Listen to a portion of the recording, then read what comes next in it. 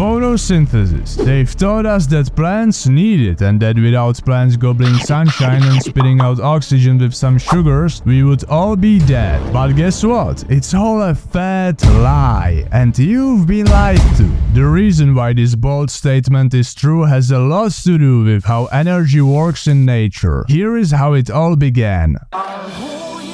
Hold up, that's too far. Okay, nice. A long time ago, the only life on Earth were some bacteria swimming in the ocean. They noticed, however, this other thing called land and wanted to explore it. Unfortunately, no one back then had the balls nor the means of obtaining food to survive there. Until this guy mutated and cyanobacteria became a thing. You can recognize them by their green color, which stems from the green chlorophyll, which means they can photosynthesize. And with this new paint job, they scurried from the ocean on land. What's funny is that back then the atmosphere didn't contain oxygen but carbon and sulfur. And when the cyanobacteria took over the planet and started producing loads of oxygen, which is actually very toxic, they caused a mass extinction and loads of ice ages. But they also gave rise to plants. And right there and then,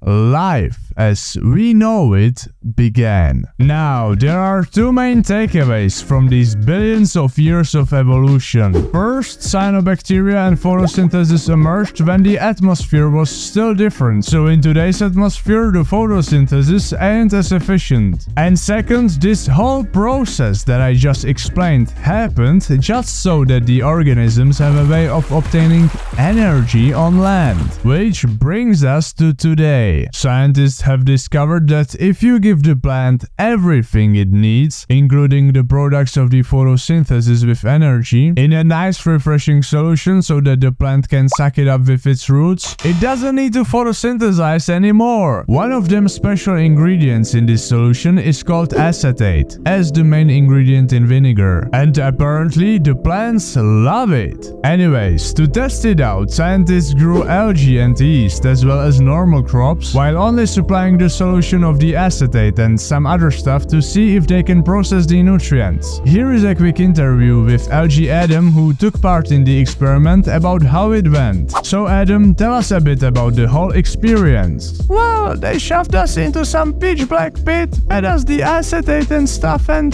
to be honest, it felt great. I grew 4 times more than my cousin algae Aiden, who stayed at home in a sunny pond. So there you have it. By the way, they gave the same treatment, meaning complete darkness, acetate, etc., to the yeast they grew, and the yield was 18 times higher than usual. And this gets us to the plants. For some unknown reason, the team didn't grow all the plants in darkness as they did with algae and yeast, which would have, by the way, been the greatest breakthrough in a while, but rather they grew them indoors in a 16 to 8 hours day and night cycle. Only lettuce scalus was grown in the dark, and who cares about lettuce scalus? Though they were at least able to find out that the plants can process all the stuff from the solution. Unfortunately, the tested crops, which were canola, rice, tomato, green pea, tobacco, cowpea, and Arabidopsis, didn't like the solution as we would like them to. Matter of fact, with high concentrations, the plants were wimpy,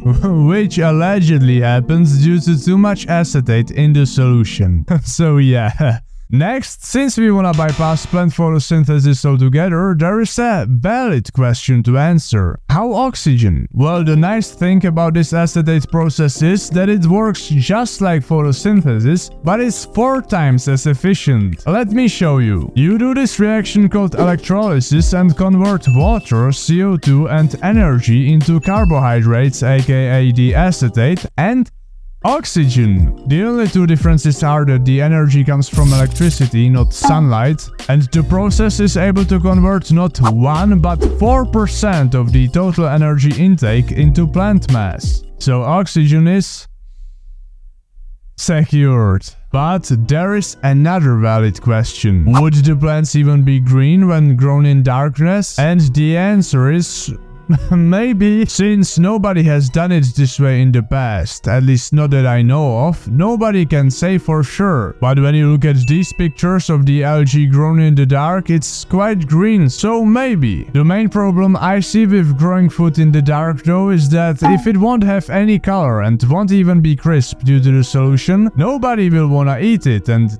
that's really the whole point. So scientists have clearly loads of work to do to make the produce attractive, but then it might still be a better idea to just make the original photosynthesis more efficient, although that might prove to be way more challenging. And as for today's farmers, you don't have to worry. Growing crops in the dark is still far away. Thanks for watching.